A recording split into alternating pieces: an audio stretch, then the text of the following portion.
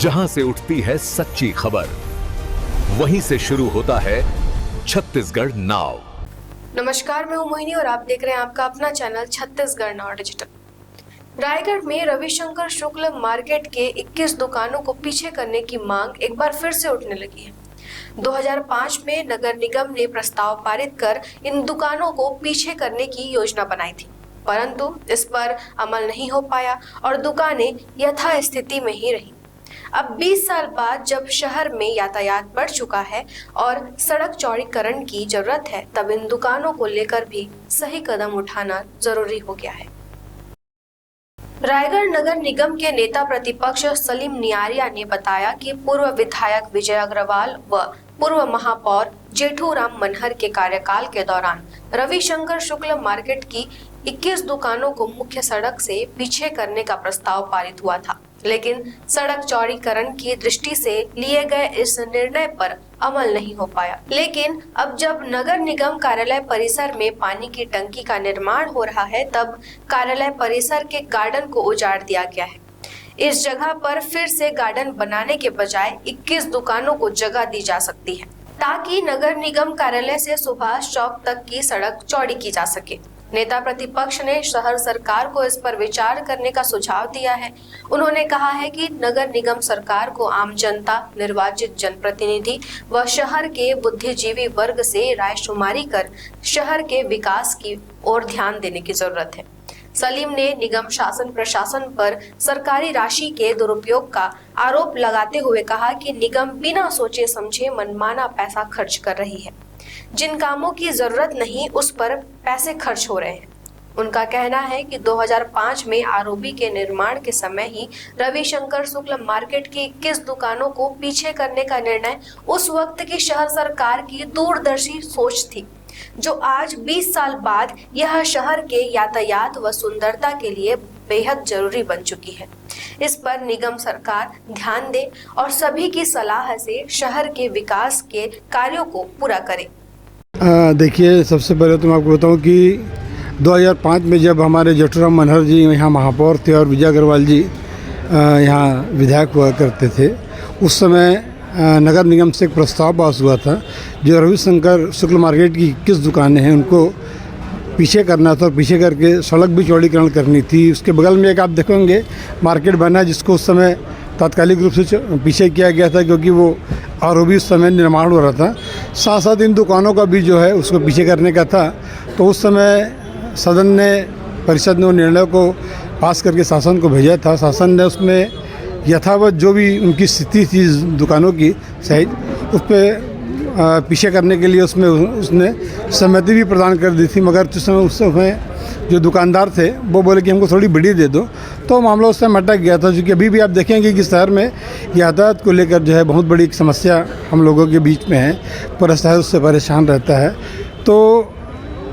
वो जो 21 दुकानें हैं उसके साथ जो मोड़ है पूरा, उतनी वो दुकानें उस नगर निगम का जो हमारा गेट है, दोनों गेट उसके बीच में वो दुकानें सी की स्थिति में वो सारी दुकानें वहाँ आ जाएंगी। तो इससे पूरा वो जो सड़क है वो पूरी चौड़ी हो जाएगी। तो इसके लिए हम लोगों ने पिछले कार्यकाल में भी प्रयास किया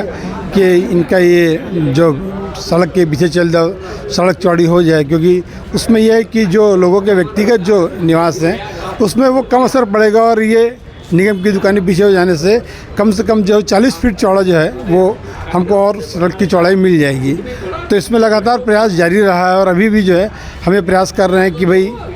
वो दुकानें पीछे हो जाएं, क्योंकि वर्षों से वो वहाँ अपना जीवन यापन, अपना व्यवसाय वहाँ कर रहे हैं। तो उनको वहाँ से कहीं अन्यत्र भेजना जो है उनके साथ अन्याय होगा। और जो एक्चुअल में जो वास्तव में जो उनके लिए और पीछे जगह होने की जो बात चल रही थी, तो आप देखेंगे कि वहाँ एक टंकी का निर्माण हो रहा है। ये बिना सोचे समझे जो है उस टंकी के निर्माण को नगर निगम के जो बेशकीमती ज़मीन है वहाँ पे करवा दिया गया। ये जो निगम की टंकी है ये एक्चुअल में होना था इतौरे बाज़ार के किसी भी कोने में ये टंकी का निर्माण हो सकता था, और ये चूँकि शहर के मध्य के क्षेत्र की जगह है तो इसका उपयोग हम और दूसरी चीज़ों में कर सकते थे। तो बिना सोचे समझे आप देखेंगे कि वर्तमान में भाजपा की सरकार और बिना सोचे समझे कुछ भी निर्माण को कर दे रही है। पैसे का जो सरासर जो दुरुपयोग अभी आपको देखने को मिलेगा, कई सारे ऑक्सीजन बनाए जा रहे हैं, वाकई में अगर जो बनना चाहिए तो गरीबों के लिए चौपाटी का निर्माण होना चाहिए, फूड जोन का निर्माण होना चाहिए, और अब इस शहर को जो है ठेला विहीन कर दें, किसी के भी ठेला ना दिखे, और जगह जगह जो है अभी आप देखेंगे कि हमारे यहाँ इतने बड़े बड़े जो हैं बंगले हैं, कलेक्टर साहब का बंगला है, डीजे साहब का बंगला है, एसपी साहब का बंगला है, इसके अलावा और भी कई अधिकारियों के बंगले हैं। अगर हम जो भी जहाँ भी इनका जो चकधर नगर क्षेत्र में जो है वो बंगले का निर्माण कर दिया जाए, इनको 10-10 हज़ार स्क्वायर फीट में छोटी छोटी कोठियाँ बना दी जाएँ, तो ये जगह जो है आने वाले समय में आप यहाँ पे जो है बहुत बड़ा जो है एक पार्किंग जोन भी बना सकते हैं, फूड जोन बना सकते हैं, चौपाटी बना सकते हैं, तो इसका उपयोग हम दूसरे कामों में कर सकते हैं। और यहाँ से जो है शहर से अगर चल देंगे तो शहर में जब ये निकलते हैं अपने, क्योंकि हमारे जितना भी प्रशासनिक कार्यालय है वो पुल के उस तरफ, अगर पुल के उस तरफ जहाँ भी इनके जो है बंगले वगैरह बन जाते हैं तो इनको तो ये कि जो यातायात से भी जो है इनको राहत मिलेगी, और शहर की जनता को भी एक कुछ नया रायगढ़ को देखने के लिए मिलेगा आने वाले समय में। तो मेरी वर्तमान भाजपा सरकार से यही मांग रहेगी कि वो जो भी काम करे सभी से सलाह लेकर, इस शहर में और भी कांग्रेस नहीं और भी अच्छे लोग हैं, गणमान्य नागरिक हैं, हमारे यहाँ निगम में भी जो है बीजेपी के सीनियर पार्षद हैं, उनसे भी कोई सलाह नहीं ली जाती है, और उनके बिना सलाह के जो है आज शहर में जितने भी आप निर्माण कार्य देख रहे हैं वो केवल पैसे की बर्बादी दिख रहे हैं। शहर की सुविधा के लिए जो है वो निर्माण बहुत कम हो रहे हैं। ठेकेदारों को जो है विशेष रूप से फ़ायदा पहुंचाने के लिए इस तरह के काम का जो है क्या कहना चाहिए निर्माण किया जा रहा है कि उनको ज़्यादा से ज़्यादा फ़ायदा हो, और उसके पीछे भ्रष्टाचार की क्या भावना है, किसकी क्या भावना है, ये वही बेहतर समझेंगे जो काम करवा रहे हैं। खबरें नहीं रुकेंगी, छत्तीसगढ़ नाउ हर पल आपके साथ।